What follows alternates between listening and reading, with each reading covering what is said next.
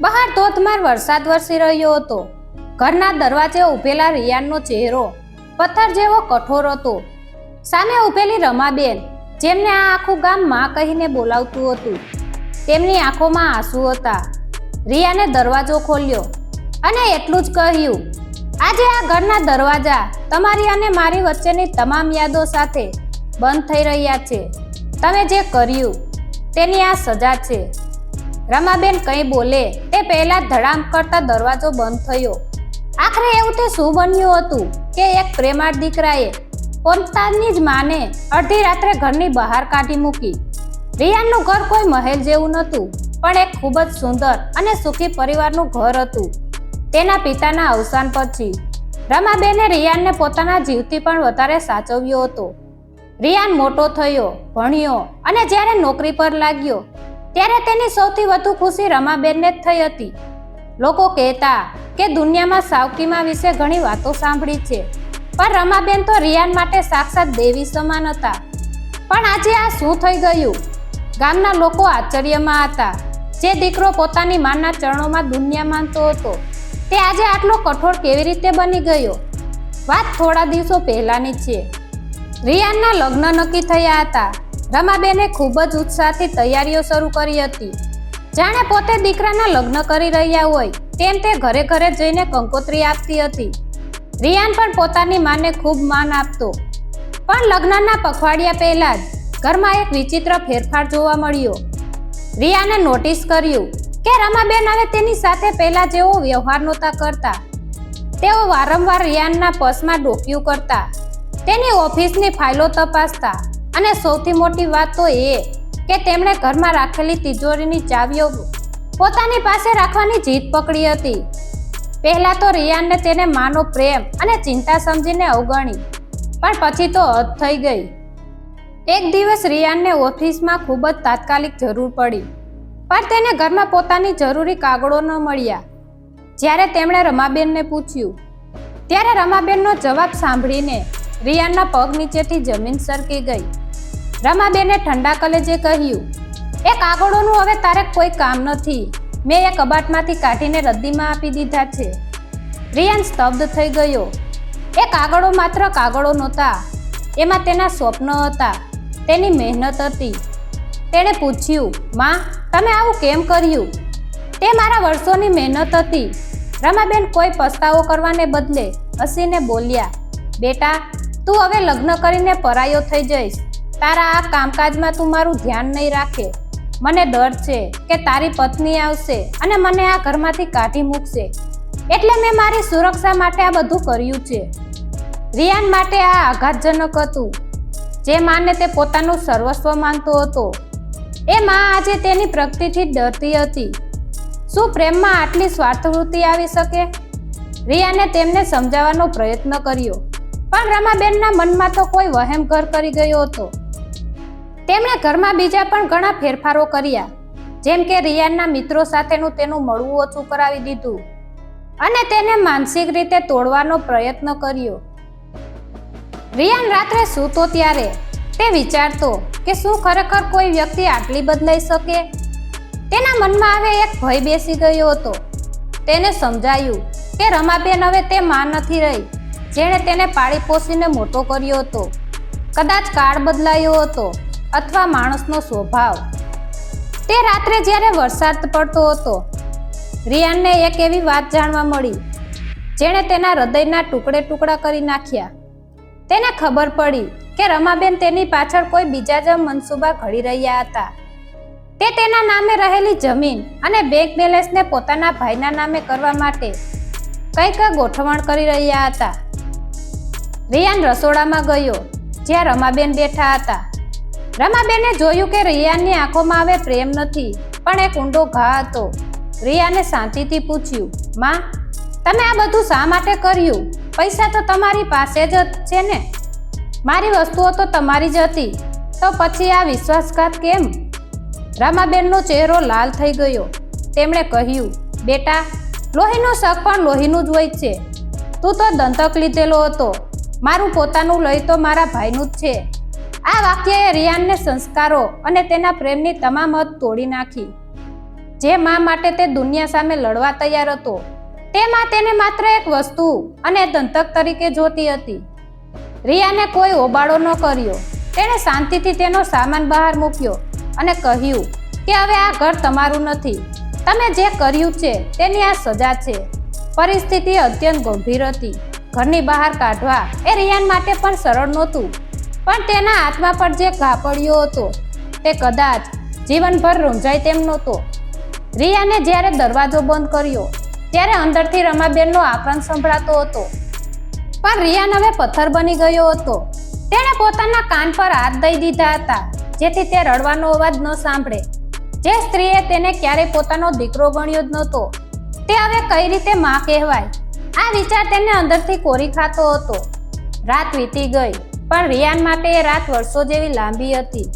તે પોતાની રૂમમાં બેસીને જૂની યાદો યાદ કરતો હતો. કેવી રીતે આજ માએ તેને નાનપણમાં તાવ આવે ત્યારે આખી રાત જાગીને ઉછેર્યો હતો. કેવી રીતે તે પોતાની થાળીમાંથી કોળીઓ રિયાનના મોઢામાં મૂકતી હતી. શું એ બધો જ પ્રેમ માત્ર એક નાટક હતું? શું એ બધો જ પ્રેમ કોઈ સ્વાર્થથી પ્રેરાયેલો હતો? આ પ્રશ્નનો જવાબ તેને મળી રહ્યો નહોતો. બીજી તરફ રમાબેન, જે બહાર વરસાદમાં ભીંજાઈ રહ્યા હતા, તેમને પણ કંઈક સૂઝતું નહોતું. તેમણે ક્યારેય વિચાર્યું જ નહોતું કે રિયાન આટલો કઠોર બની જશે. તેમને લાગતું હતું કે રિયાન તો ભોળો છે, તે ગમે તે કરી લેશે, પણ રિયાન તેમને ક્યારેય નહીં કાઢે. પણ રિયાનનું મૌન આજે તેમના પર પહાડ બનીને તૂટ્યું હતું. સવાર પડી, પણ વાતાવરણમાં હજુ એક કાળઝાળ ઉદાસી હતી. ગામના લોકોએ જ્યારે જોયું કે રમાબેન ઘરની બહાર બેઠા છે, ત્યારે ટોળું જમા થઈ ગયું. લોકો પૂછવા લાગ્યા, રમાબેન, આ શું થયું? રિયાને આવું કેમ કર્યું? રમાબેન તો માત્ર રડતા હતા અને પોતાની લાચારી બતાવતા હતા. લોકો તો જાણતા હતા કે રિયાન કેટલો સંસ્કારી છોકરો છે, એટલે તેમને પણ શંકા ગઈ કે રમાબેને કંઈક તો જરૂર કર્યું હશે. રિયાન ઘરની બહાર નીકળ્યો. લોકોના ટોળા સામે જોઈને તે જરાય ડર્યો નહીં. તેણે સ્પષ્ટ અવાજમાં કહ્યું, જેને પણ આ ઘટના વિશે જાણવું હોય તે એક વાત સમજી લે કે કોઈ દીકરો પોતાની માને ત્યારે જ ઘરની બહાર કાઢે જ્યારે માએ દીકરાના અસ્તિત્વ પર પ્રહાર કર્યો હોય. આ વાત સાંભળીને લોકો શાંત થઈ ગયા. રિયાન વધુ કંઈ ન બોલ્યો અને ત્યાંથી નીકળી ગયો. તેને કોઈને સફાઈ આપવી નહોતી, પણ આ ઘટનાએ આખા ગામને એક ચર્ચા જગાવી દીધી. કેટલાક લોકો રમાબેનની તરફેણમાં હતા, તો કેટલાક લોકો રિયાનના પક્ષમાં.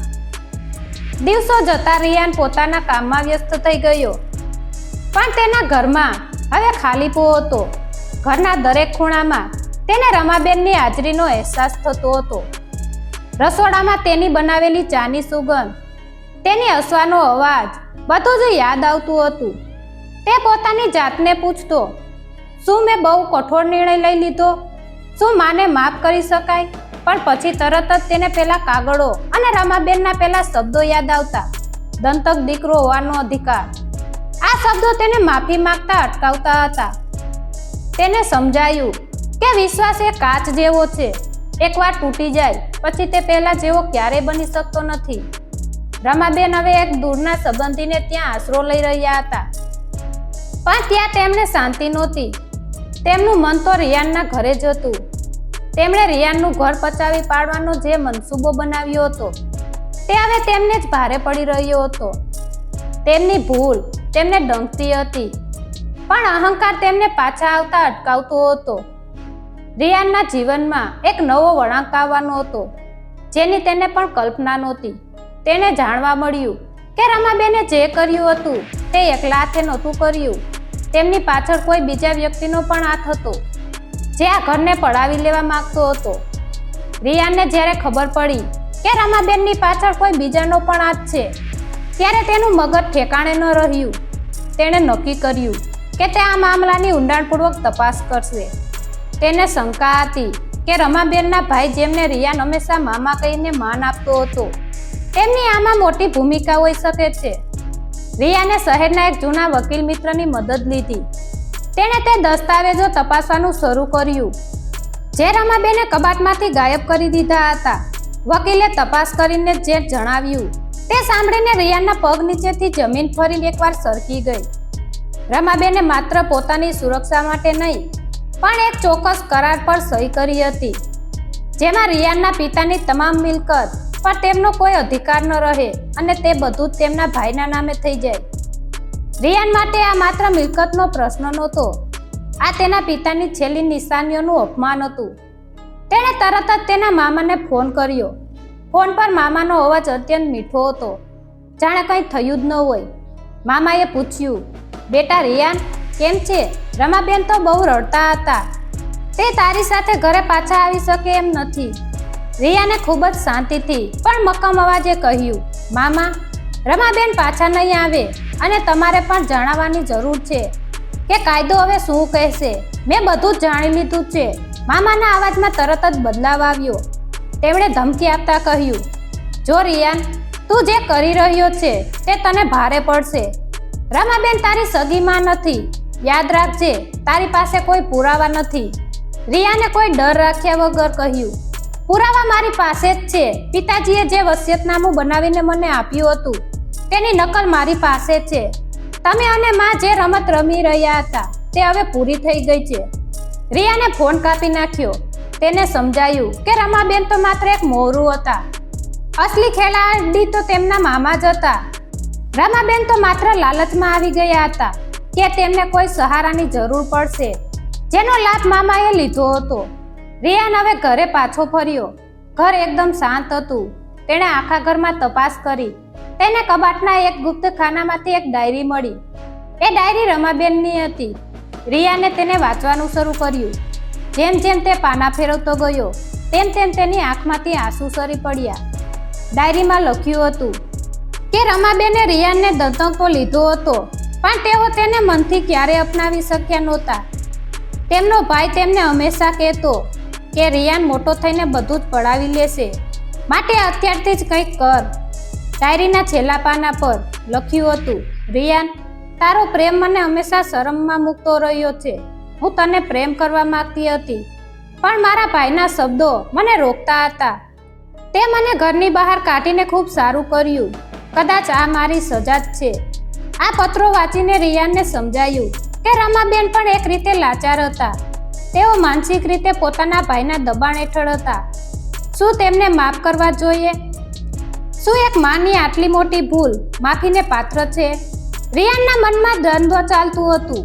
એક તરફ ન્યાય હતો અને બીજી તરફ સંસ્કાર. રિયાને નક્કી કર્યું કે તે રમાબેનને એક છેલ્લી વાર મળશે. તે ઘર છોડીને રમાબેન જ્યાં રહેતા હતા ત્યાં પહોંચ્યો. રમાબેન એક નાના ઓરડામાં પાયમાલ હાલતમાં બેઠા હતા. રિયાનને જોઈને તેમણે મોઢું ફેરવી લીધું. રમાબેનનો ઓરડો ખૂબ જ સાંકડો અને અંધકારમય હતો. રિયાનને પ્રવેશતા જોઈને રમાબેન ધ્રુજી ઉઠ્યા. તેમને લાગ્યું કે રિયાન કદાચ હવે કાયદાકીય કાગળો લઈને આવ્યો હશે અથવા તો પોલીસ ફરિયાદ કરવા માટે. તેમણે નજર નીચે ઝુકાવી લીધી અને કહ્યું, બેટા, તું અહીં શું કરે છે? તારા આવવાની જરૂર નહોતી. મેં જે કર્યું તે પછી તારે મારી સામે જોવું પણ ન જોઈએ. રિયાને ઓરડાની આસપાસ જોયું. એક ખૂણામાં રમાબેનની જૂની સૂટકેસ પડી હતી અને ખાટલા પર એક પાતળી ચાદર, જે સ્ત્રીએ વર્ષો સુધી રિયાનના ઘરને રોનક વધારી હતી. તેને આજે આ દશામાં જોઈને તેનું હૃદય દ્રવી ઉઠ્યું. રિયાન પાસે જઈને શાંતિથી બેઠો. તેણે રમાબેનનો હાથ પોતાના હાથમાં લીધો. રમાબેનના હાથ ધ્રુજતા હતા, પણ રિયાનનો સ્પર્શ તેમને એક નવી હૂંફ આપી ગયો. માં, રિયાને ખૂબ જ ધીમા પણ મક્કમ અવાજે કહ્યું, મેં તમારી ડાયરી વાંચી છે.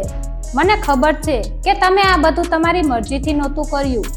મામાનું દબાણ હતું અને તમારી મનમાં રહેલો એક ખોટો ડર હતો. પણ એક વાત કહો, શું મારી ઉપરનો પ્રેમ કે વિશ્વાસ એટલો ઓછો હતો કે તમે મારાથી દૂર જઈને પારકાના સહારા શોધ્યા? રમાબેનની આંખોમાંથી આંસુઓની ધાર વહી નીકળી. તે ધ્રુસકે ને ધ્રુસકે રડવા લાગ્યા. બેટા, ભૂલ થઈ ગઈ. લોભના આંખે અંધારા આવી ગયા હતા. મને એવું લાગ્યું કે તારું પોતાનું કોઈ સગું આવશે તો તું મને પૂછીશ પણ નહીં. મામાએ તો મને એવા સપના બતાવ્યા કે જાણે હું રસ્તા પર આવી જઈશ. મને માફ કરી દે રિયાન. મેં તારા પિતાની રાખેલી અમાનતને પણ દાવ પર લગાડી હતી. રિયાન મૌન રહ્યો. તે જાણતો હતો કે માફી માંગવી સરળ છે, પણ વિશ્વાસનું પુનઃસ્થાપન કરવું ખૂબ અઘરું છે. તેણે કોઈ ઉતાવળિયો નિર્ણય નહોતો લીધો, પણ તેના મનમાં રહેલો ગુસ્સો હવે ઓગળી રહ્યો હતો. તેને સમજાયું કે રમાબેન કોઈ ખરાબ વ્યક્તિ નથી, બસ એક એવી માં છે જે પોતાના ભવિષ્યને લઈને ડરી ગઈ હતી. એ દરમિયાન ઘરની બહાર અવાજ થયો. રમાબેનના ભાઈ અને તેમના 2 માણસો ત્યાં આવી પહોંચ્યા. તેઓ રિયાનને ત્યાં જોઈને ચોંકી ગયા.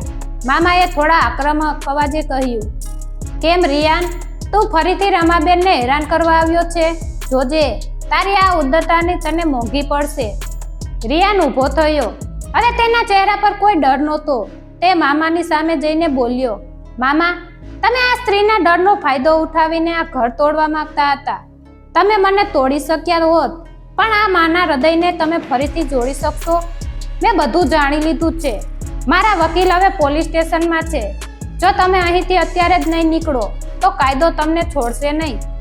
મામાના ચહેરા પરના રંગ ઉડી ગયા. તેઓ જાણતા હતા કે રિયાન હવે નરમ નથી રહ્યો. તેઓ ગણગણતા ત્યાંથી નીકળી ગયા. રમાબેન તો માત્ર આ બધું જોઈ રહ્યા હતા. તેમને વિશ્વાસ નહોતો બેસતો કે જે દીકરાને તેમણે ઘરમાંથી કાઢવાની સાજિશ રચી હતી તે આજે તેમની રક્ષા કરી રહ્યો છે. રિયાન ફરી રમાબેન તરફ વળ્યો. તેણે કહ્યું, માં, તમે આજે જ મારી સાથે પાછા ઘરે ચાલો, પણ એક શરત છે. આપણે ફરીથી નવા સિરે શરૂઆત કરીશું. કોઈ ડર નહીં, કોઈ લોભ નહીં, અને સૌથી મહત્વનું, કોઈ ત્રીજી વ્યક્તિનો હસ્તક્ષેપ નહીં. રમાબેનને માથું ધુણાવીને હા પાડી. રિયાનનો આ નિર્ણય સાચો હતો કે ખોટો એ તો સમય જ કહેશે, પણ તે ક્ષણે રમાબેન તો માત્ર એક પુનર્જન્મ જેવું હતું. એક તરફ ઘરની વાપસી હતી અને બીજી તરફ પસ્તાવાનો અગ્નિ. રિયાન જ્યારે રમાબેનને લઈને ઘરે પહોંચ્યો ત્યારે આખું ઘર એક અજીબ શાંતિમાં હતું. ઘરમાં પગ મૂકતા જ રમાબેન થંભી ગયા. તેમને લાગ્યું કે જાણે દિવાલો પણ તેમને કહી રહી હતી, તમે આ ઘરની સાથે વિશ્વાસઘાત કર્યો હતો. રમાબેન રડવા લાગ્યા. રિયાને તેમને હાથ પકડીને સોફા પર બેસાડ્યા. તેણે પાણીનો ગ્લાસ આપ્યો અને કહ્યું, માં, હવે જે થઈ ગયું તે ભૂતકાળ છે. હવે અહીં માત્ર શાંતિ અને પ્રેમ રહેશે. પણ વાસ્તવિકતા એટલી સરળ નહોતી. ઘરમાં પાછા આવ્યા પછી રમાબેન માટે દરેક દિવસ એક પરીક્ષા સમાન હતો. રિયાન તો નોકરી પર જતો રહેતો, પણ પાછળ રમાબેન એકલા ઘરે હતા. તેમને સતત એવું લાગતું કે રિયાન હવે તેમના પર ભરોસો નથી કરતો. તે દરેક વાતમાં રિયાનની પરવાનગી માંગતા, કબાટને હાથ પણ ન લગાડતા, અને જમવાનું બનાવતી વખતે પણ એવું વિચારતા કે રિયાનને શું ગમશે અને શું નહીં. એક દિવસ સાંજે રિયાન ઓફિસથી ઘરે આવ્યો ત્યારે તેણે જોયું કે રમાબેન રસોડામાં કંઈક શોધી રહ્યા હતા. રિયાનને આવતો જોઈને તે એકદમ ગભરાઈ ગયા અને રડવા જેવા થઈ ગયા. રિયાનને સમજાયું કે રમાબેન હજુ પણ પોતાના ડરમાંથી બહાર નથી આવ્યા. તેણે શાંતિથી કહ્યું, માં, તમે શું શોધો છો? રમાબેન ધ્રુજતા અવાજે બોલ્યા, બેટા, તારી ઓફિસની એક ફાઇલ નીચે પડી ગઈ હતી. હું એ વ્યવસ્થિત મૂકવા જતી હતી, પણ મને ડર લાગ્યો કે તું ફરી ગુસ્સે થઈશ કે હું તારી વસ્તુઓને અડી રહી છું. રિયાનનું હૃદય પીગળી ગયું. તેણે રમાબેનને પાસે બોલાવ્યા અને કહ્યું, માં, વિશ્વાસ એ કોઈ વસ્તુ નથી જે હું તમને પાછો આપી દઉં. વિશ્વાસ એ એક કમાણી છે. તમે અત્યારે જે ડર અને સંકોચ અનુભવો છો તે જ તમારી સાચી સજા છે. પણ હું ઈચ્છું છું કે તમે ફરીથી એ જ માં બનો જે તમે પહેલાં હતા. મારા પર ભરોસો રાખો. હું તમને ક્યારેય એકલા નહીં પાડું. પરંતુ આ શાંતિ લાંબી ન ચાલી. થોડા દિવસો પછી રિયાનના ઘરે એક વકીલનો પત્ર આવ્યો. તે પત્ર રમાબેનના ભાઈ એટલે કે મામા તરફથી હતો. તેમણે રિયાન પર દાવો માંડ્યો હતો કે રમાબેનને ઘરની બહાર કાઢીને રિયાને તેમની સાથે ગેરવર્તન કર્યું છે અને હવે તે મિલકત પર કબજો કરવા માંગે છે. આ જાણીને રિયાન તો ઠીક, રમાબેન પણ ચોંકી ગયા. રમાબેનને હવે સમજાયું કે તેમના ભાઈએ તેમને માત્ર એક મોહરું બનાવ્યા હતા અને અત્યારે પણ તેઓ રિયાનને ફસાવવા માંગતા હતા. રમાબેન રિયાન પાસે ગયા. તેમણે રિયાનનો હાથ પકડીને કહ્યું, બેટા, મને અત્યારે જ પોલીસ સ્ટેશને લઈ ચાલ. હું બધાની સામે સાચું કહી દઈશ કે તે મને બહાર નથી કાઢી, પણ મેં પોતે જ ભૂલ કરી હતી. હું તને આ મુસીબતમાં નહીં ફસાવું. રિયાને જોયું કે રમાબેનની આંખોમાં હવે લાલચ નહીં, પણ દીકરા માટેની ચિંતા હતી. રમાબેન ખરેખર બદલાયા હતા. તેમણે મામાના કાવતરાને સમજી લીધું હતું અને હવે તેઓ રિયાનની ઢાલ બનવા તૈયાર હતા. આ ક્ષણ રિયાન માટે ખૂબ જ મહત્વની હતી. તેને સમજાયું કે રમાબેને ભૂલ કરી હતી, પણ તેઓ ખોટા માણસ નહોતા. રિયાને હસીને કહ્યું, માં, તમારે પોલીસ સ્ટેશન જવાની જરૂર નથી. આપણે આ લડાઈ સાથે લડીશું. સત્ય હંમેશા જીતે છે અને મારી પાસે પુરાવા છે કે તમે દબાણમાં આવીને આ કર્યું હતું. ઘરનું વાતાવરણ હવે એક જ અલગ જ વળાંક પર હતું. એક તરફ કાયદાકીય લડાઈ હતી, તો બીજી તરફ એક માં અને દીકરાનો તૂટેલો વિશ્વાસ ફરીથી જોડાઈ રહ્યો હતો. પણ શું મામા એટલી સહેલાઈથી હાર માની લેશે? રિયાનના ઘરે આજે એક ખાસ દિવસ હતો. વકીલના આવ્યા પછી આખા ગામના લોકો પણ ત્યાં એકઠા થયા હતા. મામા પોતાની સાથે પોલીસ અને કેટલાક ખોટા દસ્તાવેજો લઈને આવ્યા હતા, જેથી તેઓ રિયાનને નીચો દેખાડી શકે અને મિલકત પચાવી પાડે. મામાએ મોટા અવાજે બૂમ પાડી, રિયાન, બહાર આવ. આજે તારી આ ઉદ્દંતાઈનો હિસાબ થશે. રમાબેનને ઘરમાંથી કાઢીને તે જે પાપ કર્યું છે તેનું ફળ તને આજે મળી જ રહેશે. રિયાન શાંતિથી બહાર આવ્યો. તેની પાછળ રમાબેન હતા. રમાબેનના ચહેરા પર હવે કોઈ ડર નહોતો, પણ એક સ્ત્રીની મક્કમતા હતી. રિયાને મામાની સામે જોઈને કહ્યું, મામા, તમે જે કાગળો લઈને આવ્યા છો તે કદાચ તમારી હારનું કારણ બનશે. મામા હસ્યા. શું કહે છે? આ કાગળો પર રમાબેનની સહી છે. ત્યારે જ રમાબેન આગળ આવ્યા અને તેમણે મામાની આંખોમાં જોઈને કહ્યું, હા, મારી સહી છે, પણ એ સહી મેં નથી કરી. એ તમે મારા ડરનો ફાયદો ઉઠાવીને મારી પાસે બળજબરીથી કરાવી હતી. અને હવે આ ઘરનો કાનૂની માલિક રિયાન છે, કારણ કે તેના પિતાએ વસિયત બદલી નાખી હતી. એ પહેલા જ તમે આ નાટક શરૂ કર્યું હતું. મામા ચોંકી ગયા.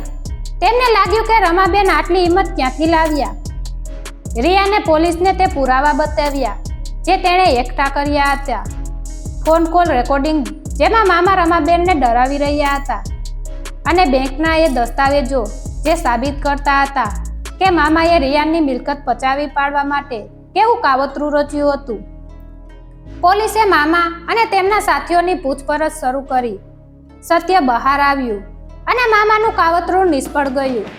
પોલીસ તેમને લઈ ગઈ ત્યારે ગામના લોકોએ રિયાનની સત્યનિષ્ઠા અને તેની ધીરજના વખાણ કર્યા. બધું શાંત થઈ ગયા પછી રિયાન અને રમાબેન ઘરમાં પાછા આવ્યા. આખું ઘર આજે ફરીથી ખુશીઓથી ભરાઈ ગયું હતું. રમાબેને રિયાન પાસે આવીને તેના માથા પર હાથ મૂક્યો અને કહ્યું, બેટા, મેં તને દંતક લીધો હતો, પણ તે આજે સાબિત કરી દીધું કે લોહીના સંબંધો કરતાં પણ સંસ્કારો અને પ્રેમનું બંધન કેટલું મોટું હોય છે. તે મને ઘરની બહાર કાઢીને મારી આંખો ખોલી નાખી, નહીતર હું લોભના અંધારામાં ક્યાંક ખોવાઈ ગયું હોત.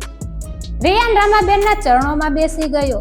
તેણે કહ્યું, માં, આપણે બંનેએ ભૂલ કરી હતી. તમે લોભમાં અને મેં ક્રોધમાં, પણ આજે આપણે ફરીથી એક નવા પરિવાર તરીકે જીવીશું. ઘરના આંગણામાં ફરીથી દીવા પ્રગટ્યા. રમાબેન રસોઈ બનાવી અને રિયાનના પોતાના હાથે જમાડ્યો.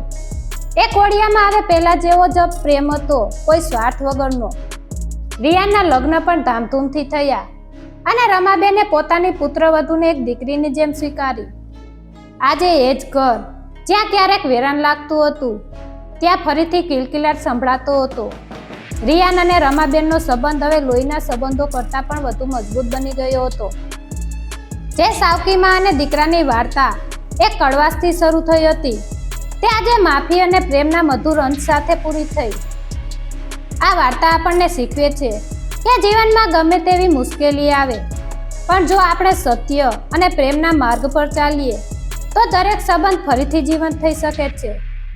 ક્રોધમાં લીધેલા નિર્ણય હંમેશા નુકસાન કરે છે, પણ માફી આપવી એ જ સાચી વીરતા છે. મિત્રો, તમને આ વાર્તા કેવી લાગી?